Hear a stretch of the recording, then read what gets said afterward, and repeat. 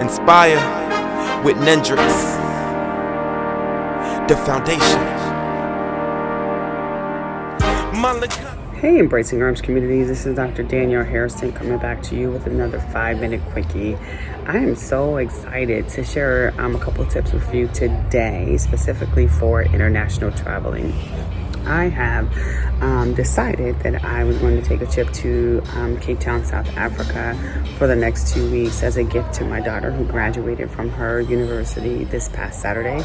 And I was celebrating a birthday the day before, and of course Mother's Day was the day after, and so this has been an amazing weekend. And so here I am in South Africa, enjoying my time. It's been amazing so far.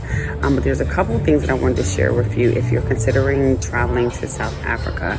And as we are going through the next 2 weeks of our travel, if I come up with some additional things that you may want to keep in mind, I'll share that also with you.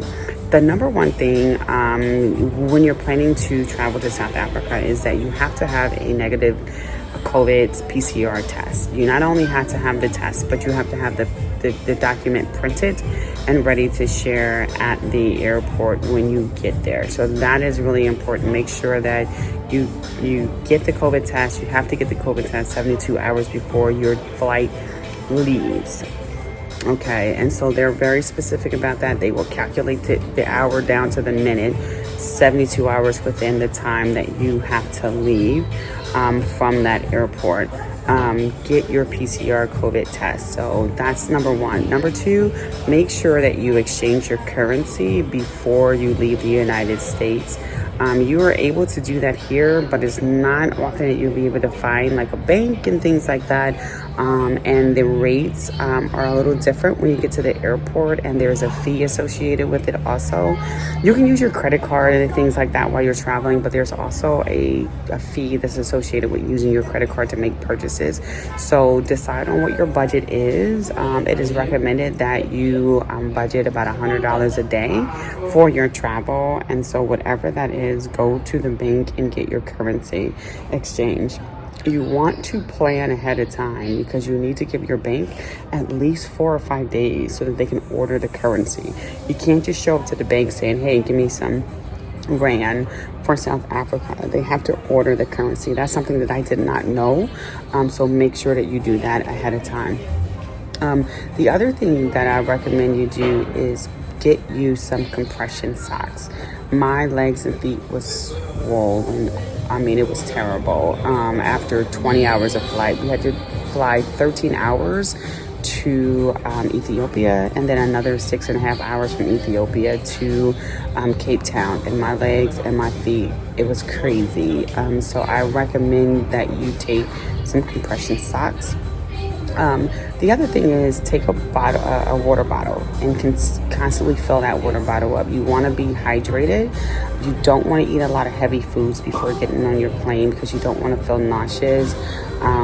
But you definitely want to get hydrated. Stay hydrated and sleep well before you get on that flight. You're going to sleep a lot when you're on the flight, so don't worry. You will fall asleep. If you want to take some melatonin so to keep you relaxed, go ahead and bring that also. And then download lots of movies and make sure that you check your apps for your music, that they're all downloaded so that you will have some type of entertainment throughout the ride. I downloaded several books so that I can listen to a couple movies, and I made sure that my music was downloaded. So yeah, making sure that you get that. The other thing that I suggest that you do before you get here is check on the excursions and the tours that you want to take advantage of, because oftentimes you can get discounts if you register and you book early. And the other thing is that it's a danger to wait until you get to the location, because sometimes they may not have any space available for you. So make sure you get those excursions booked ahead of time. And then that way, that's usually the last thing that you need to use your credit card for. And you just use the currency that you have. The currency exchange is pretty good. And so you can pretty much get a lot for your American dollar. We had an amazing dinner the night before. It was 2 entrees, dinner for 2, desserts, appetizer, side dishes, all of that stuff, and just for 2, and at a high-end restaurant was like $40. So your American money will stretch. So those are just a couple of things that I want you to keep in mind as you're planning. Make sure that you take care of your health, eat well, bring a water bottle so you can replenish, and make sure that you're hydrated. Make sure that you book your excursions ahead of time, because you never know if there's enough space. Make sure you exchange your currency ahead of time also, because that's really, really important.